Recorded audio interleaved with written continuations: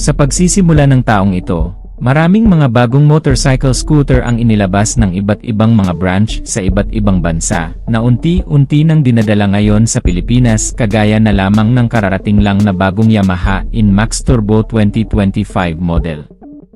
Hindi pa man masyadong nasisilayan ng marami ang bagong modelong ito, ay may mga bagong motorsiklo pang inilabas ngayong taon ng iba't ibang mga brand na mas maganda pa raw sa Yamaha INMAX, at yan ang isa-isahin natin ngayon. Ang mga motorsiklo na siguradong mapapabilib ka na lang sa ganda ng mga format, mga katangian na dinadala ng mga ito kasama ang mga kabuang presyo ay alamin natin.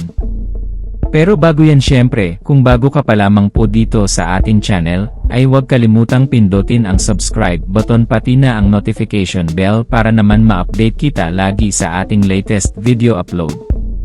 SWAYIM DRJBT Version 3 2025 model. Nakilala ang SWAYIM, isang Taiwanese motorcycle brand na nagdadala sa Pilipinas ng mga makabagong motor na may mga modernong gamit at sarili nitong estilo.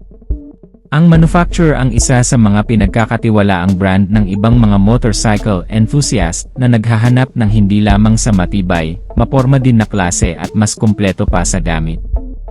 Ang bagong motor na ito ang ikatlong bersyon simula nang ipinakilala ang pangalawang bersyon nito noong year 2022. Napaka-unique ng disenyo nito kung ikukumpara sa marami, maging sa unang bersyon nito. Pero nagdadala pa rin ng modelo ng mas makabago at modernong teknolohiya, gaya ng LED projector type na headlamp na ipinares sa kakaibang disenyo nito na parang out of this world.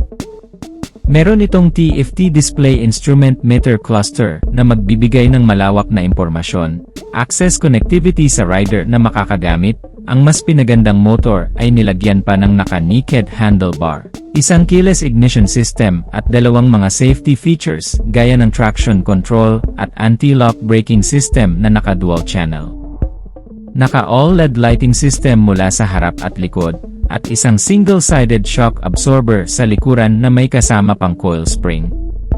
Malapad ang gulong nitong DRJ, isang signature nito para magbigay ng balance at magandang stability lalo na sa mga pakurbadang kalsada.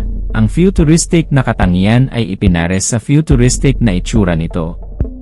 Kaya sobrang compact talaga nito na pinapagana pa ng isang 160cc engine na may 4-stroke, 4 bulbs, liquid-cooled, at fuel-injected type na fuel supply. Kasama ang automatic type transmission na gumagawa ng 14.5 horsepower sa kada 8,000 RPM at 15.4 Nm of torque naman sa kada 6,500 RPM. May fuel tank capacity ito na 7.4 liters para bigyan ka ng mahabang biyahe sa fuel consumption na 45 km per liter. Ang kabuang bilis nito ay umaabot ng hanggang sa 120 km per hour. At bibigyan ka ng mas balance, komportableng biyahe sa pamamagitan ng magagandang suspensions, brakes, at tires na ikinabit sa modelong ito. Bukod pa riyan ay nilagyan din ito ng mga convenient features, gaya ng isang USB port charging system, mga console packet, at isang malawak na underseat compartment storage para sa mga gamit. Itong bagong SWAYIM DRJBT version 3 ay may kabuwang seating height na 803mm, wheelbase size na 1,380mm, at tumitimbang ng 135 kg. Originally made sa bansang Taiwan, ang motor at inilabas na sa iba't ibang bansa sa Asia. Inaasahang makarating din sa Pilipinas itong bagong DRJBT version 3 na nagre-range sa estimated price mula sa 125,000 hanggang sa 160,000 pesos.